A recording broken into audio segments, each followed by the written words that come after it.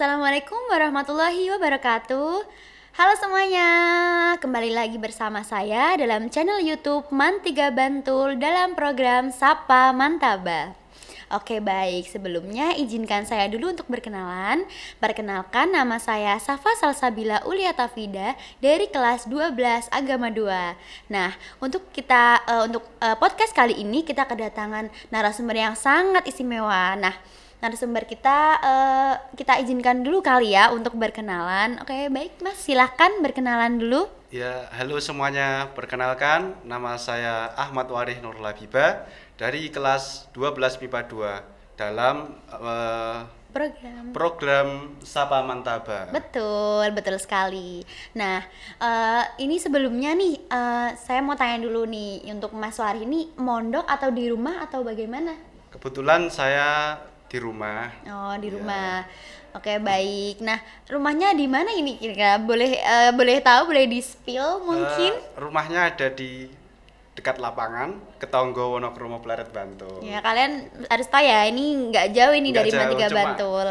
Jalan kaki Ya. sudah. Oh, jalan sampai. kaki. Diantar atau jalan kaki juga? Jalan kaki. Iya, juga. jalan kaki. Oke, Masya Allah. Keren banget loh kalau misalnya kan anak zaman sekarang tuh meskipun deket kan pasti mereka pakai motor ya. Oke, Mas Fari memilih untuk jalan kaki. Enak jalan kaki sih, juga sehat. Oh iya, betul ya. Oke. Nah, langsung saja, ini kemarin saya dengar Mas Wari ini kemarin habis meraih juara judo ya, Iya. kejuaraan olahraga judo. Nah, ini tuh kemarin kejuaraan apa sih? Kemarin itu kejuaraan Porda DIY 2022. Provinsi berarti ya? Provinsi, Oke. Nah, ini coba boleh diceritakan bagaimana prosesnya? Untuk proses sendiri kita berlatih cukup lama. Jadi saya berlatih dari kelas 2 SD hingga dari sekarang. masih Jadi kecil ya? berlatih terus saat digenjot oleh pelatih. Jadi untuk menjadi kader-kader juara di tingkat daerah maupun nasional. Masya Allah, keren banget ya. Nah, kemudian nih boleh diceritakan kan tadi awal mengikuti itu masih kelas 2 SD ya? Masih 2 Itu SD. bener-bener masih kecil banget, Masih masih kecil labil itu, ya masih itu kecil, anak ya. kecil tuh. Nah, itu dulu tuh disuruh atau Mas Wari kayak pengen sendiri, ini awalnya perjuangannya gimana ini untuk mengikuti judo? Jadi awal perjuangan itu ada cerita menarik. Dulu saya itu ya cukup istilahnya takut lah, istilahnya nggak punya pengembangan diri. Jadi dulu Iya, saya iya, dibully, cepat dibully dulu, dinakali. Wah, terus ternyata saya jalan-jalan. Kalau kok anak kecil biasanya milih-milih ya dibully, temannya ya. ini. Terus saya jalan-jalan, kok ada padepokan judo di Wonokromo. Terus saya ikut itu. Itu awalnya iseng berarti ya? Iseng-iseng cuma ikut. Terus oke. 1 bulan berjalan, wah, rasa ingin balas dendam kepada orang yang membuli itu ternyata Iya. dilupakan. Wah, ternyata judo itu bukan untuk istilahnya Untuk bukan kekerasan hanya begitu loh. kekerasan aja Betul. gitu. Tapi untuk merubah sikap juga, untuk kelembutan juga begitu. Oh, jadi judo ini bukan hanya tentang soal kekerasan aja ya, tetapi ini Betul, bisa betul. dalam hati pun bisa diasah dalam judo ini ya. Dalam Jadi judo itu melatih kelembutan malah. oh, malah kelembutan. Kelembutan, iya. Terus kalau yang saya tahu apa kayak judo itu biasanya basicnya kayak membanting ya? Membanting itu. Nah, itu gimana ini? Jadi judo dengan silat, dengan karate itu beda. Judo itu membanting. Jadi judo itu bukan untuk istilahnya mematikan, tapi melumpuhkan begitu. Jadi Oh, iya, ketika iya. kita diserang itu bukan untuk mematikan, tapi melumpuhkan. Maka judo itu iya, betul. biasa digunakan untuk Polri, terus tentara juga itu untuk melumpuhkan begitu. Kalau pelatihan juga biasanya Polri dan tentara ini menggunakan judo ya? Iya, kalau sekarang tentara menggunakan Jongmudo. Jadi apa itu Jongmudo? Jongmudo itu juga semacam judo, tapi ditambah basicnya itu tendangan juga. Oh, iya. Tendangan tuh kayak taekwondo ya. Iya, Jadi taekwondo itu lebih ke kaki tapi ada tendangan. bandingan juga. Iya. Nah, oke. Untuk yang nanya ini bagaimana sih motivasi Mas Waris sendiri nih? Motivasinya apa mengikuti ekstra judo ini, ekstra olahraga judo ini?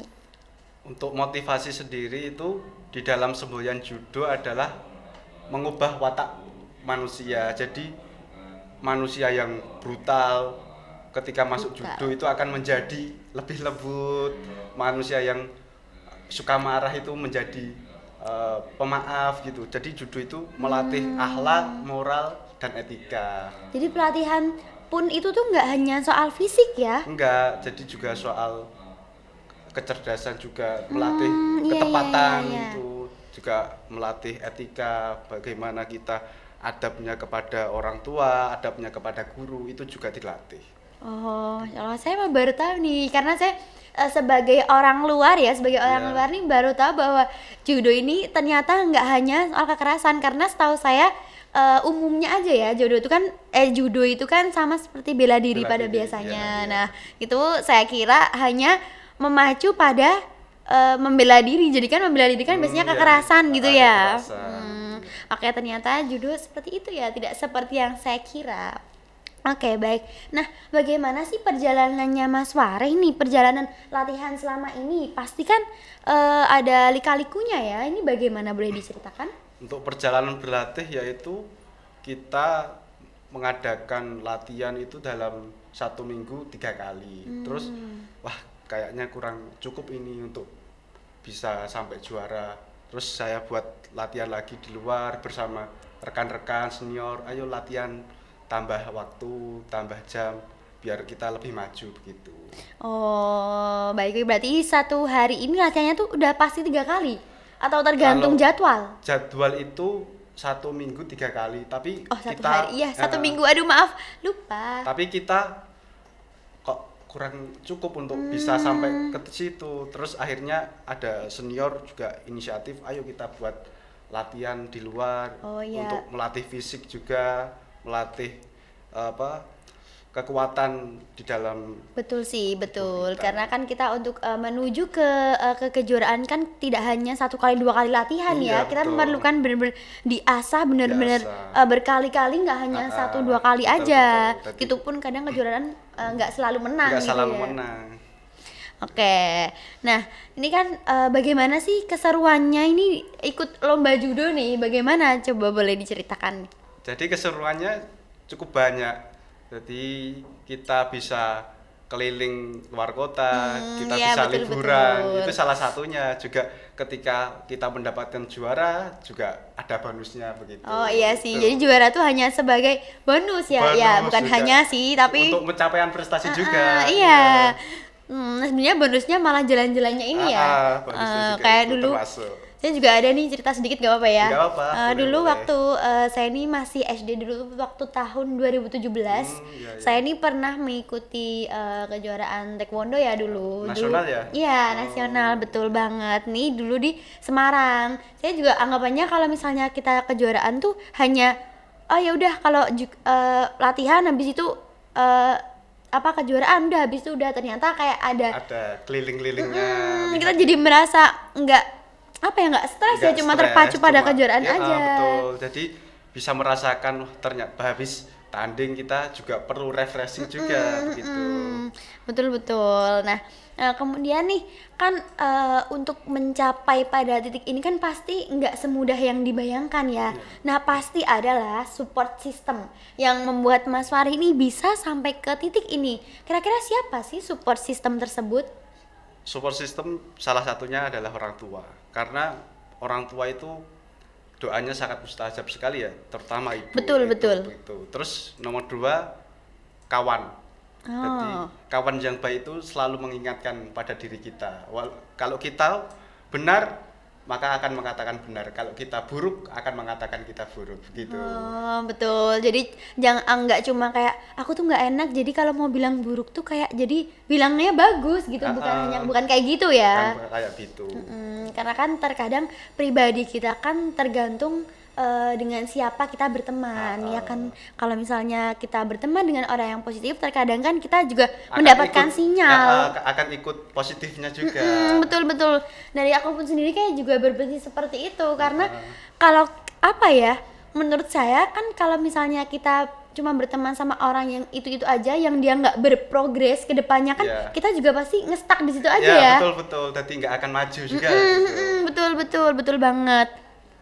Cuman ya itu kan majunya ini dalam bidang yang berbeda-beda masing-masing ya. Nah, kan tadi ini Mas Fahri ini merasa kurang ya untuk latihan yang 1 minggu 3 kali. Ya, nah, kurang. Ini bagaimana juga sih membagi waktunya, kan pasti kegiatan nggak hanya cuma fokus pada judo ini ya, ada betul. Kegiatan organisasi, mungkin kalau mengaji juga atau sekolah juga sampai sore. Ini gimana sih caranya membagi waktu? Jadi untuk membagi waktu, saya inisiatif meniru senior saya. Jadi kita punya target itu harus mempunyai jalan. Jadi jalan itu dituju dengan kita mempunyai target. Targetnya adalah saya membuat rundown. Jadi setiap hari acara apa saya tulis jadwal segini, jam segini saya mengapa, jam segini saya ngapain. Itu saya tulis terus dilakukan kemudian hari lagi. Jadi kita itu jadwalnya juga jelas. Hari ini kita ngapain. Jadi nggak cuma ngelantur aja cuma ya ngelantur gitu. Saja, main tinggal main gitu. Enggak. Jadi kita harus mempunyai jadwal gitu. Tapi di luar itu kan pasti ada jadwal untuk refreshing ya, nggak hanya cuma kegiatan betul, aja. Betul. Juga karena sudah saya atur juga untuk jadwal refreshing juga gitu. Terus juga kalau untuk misalnya kerjain tugas-tugas ini gimana ini? Juga di jadwal juga sama? Atau menyesuaikan kalau tugas? Menyesuaikan.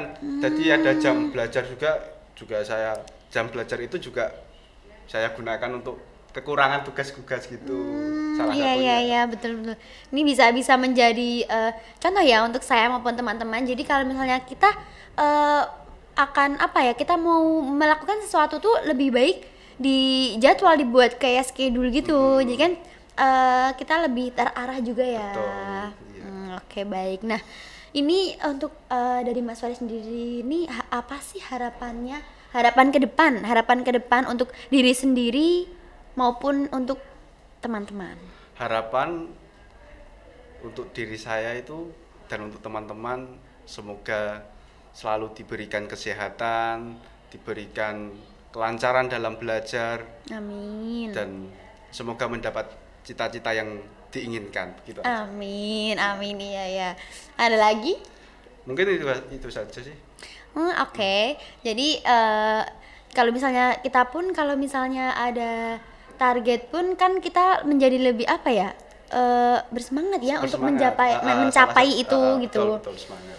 Nah, terus kemudian bagaimana sih pesan dari Mas Fahri nih untuk teman-teman yang menonton? Kan tadi harapannya, nah sekarang pesannya apa? Salah satu pesan untuk saya kepada kawan-kawan semuanya, saya pernah mendengar, tapi membaca juga sebuah istilahnya sajak puisi seorang sastrawan dari kebangsaan Mesir. Beliau mengatakan, syirarul alamina dawu humuli idza fakhartahum dakarul jududan wa khairun nas dzu syarafin qadimi aqamali nafsihi syarafan jadidan. Seburuk-buruknya generasi adalah yang tidak memiliki kegemilangan di masa lampau. Dia selalu tidak mau mengasah potensinya, tidak belajar, tidak bersekolah. Tapi ketika diingatkan, mereka akan berkata, walaupun saya ini nggak sekolah, saya ini nggak belajar, tapi mbah-mbah saya, kakek-kakek saya, bapak saya, itu orang-orang hebat. Generasi ini hanyalah mengandalkan nasabnya saja, tapi tidak mengandalkan potensi dirinya. Tapi wahairun nas dzu syarafin qadimi aqamali nafsihi syarafan jadidan. Sebaik-baiknya generasi adalah mereka yang memiliki kegemilangan di masa lampau, ya belajar, sekolah, memiliki kegiatan yang positif, dan dia akan mengatakan inilah aku, bukan bapakku. Oke. Jadi nggak hanya mengandalkan nasab saja ya, iya, tapi itu dari diri dia sendiri. Dari dia sendiri. Oke, baik, keren banget ya ini, Masya Allah ini. Jadi ini bisa kita ambil pesan-pesan dari Mas Warih ini, terus kemudian prestasinya juga, cara Mas Warih membagi waktu ini juga perlu dicontoh loh teman-teman, karena nggak semua itu bisa membagi waktu, karena saya sendiri pun sadar bahwa membagi waktu itu tidak semudah itu. Terkadang kan kita merasa tergoda oleh lingkungan sekitar. Jadi kayak misalnya teman-teman kita tuh mau main, kita padahal ini harusnya jadwalnya kita belajar gitu kan, terkadang kita menjadi tergoda ya. Mas Faris sendiri pernah nggak merasa kayak gitu? Mungkin banyak ya, pernah sekali. Terus akhirnya saya tekadkan lagi lebih matang. Betul. Saya lebih matang. Kalau sering tergoda itu sering sekali itu, Pak. Karena kita juga masih masa-masa labil ya, masih masa SMA labil, gitu. Betul. Karena masa SMA itu kan masih masa-masa dimana kayak menikmati masa muda. Ya, betul. Karena kemarin tuh yang saya ingat nih motivasi dari siapa ya kemarin, dari Kak Aisyah apa ya kalau nggak salah, dari kelas bahasa ini bahwa gunakan masa muda. Saya lupa, intinya tuh kalau misalnya ini nggak apa-apa menggunakan masa muda, tapi jangan lupa untuk tujuan kita ke depannya seperti apa. Jadi misalnya kita udah lalai, itu kita udah mulai tergoda dengan apa yang udah kita lakukan tuh, kita harus ingat bahwa tujuan kita di awal itu apa. Misal tujuan kita belajar, ya udah nggak apa-apa main, tapi tetap harus ingat mengenal waktu. Betul banget. Nah, kemudian ada pesan lagi nggak ini buat teman-teman nih dari Mas Warih? Satu kali lagi ya. Boleh, silakan. Jadi Imam Syafi'i pernah mengatakan, ra'aitul ilma sahibuhul karim walau waladathu abaun li'am. Jadi pemuda yang memiliki keilmuan itu akan tetap istimewa walaupun dia dilahirkan dari keluarga yang biasa-biasa saja. Iya. Karena keistimewaan itu tidak menentukan dari mana kita berasal, tapi dari mana diri kita sendiri gitu ya. Betul. Keren banget, Masya Allah. Jadi itu banyak sekali pesan yang bisa kita ambil dari podcast kali ini, karena Mas Warih sudah memberikan banyak sekali motivasi ini bagi kita semua. Nah, kita udah berada di penghujung di penghujung podcast ya ini ya, Mas Warih. Kita sudah cukupkan, sudah banyak sekali. Saya harap dari podcast saat ini teman-teman bisa mengambil hikmah yang baik diambil, yang negatif jangan diambil, oke? Nah, mungkin itu saja dari saya. Ada kekurangan lebihnya mohon maaf. Jangan lupa like, comment, oke? Nah, baik. Pamit saya Safa Salsabila Aulia Tafida, pamit undur diri. Semoga apa yang sudah disampaikan bisa diamalkan, baik untuk saya maupun baik untuk teman-teman. Baik, sekian. Wassalamualaikum warahmatullahi wabarakatuh. Dadah, see you guys.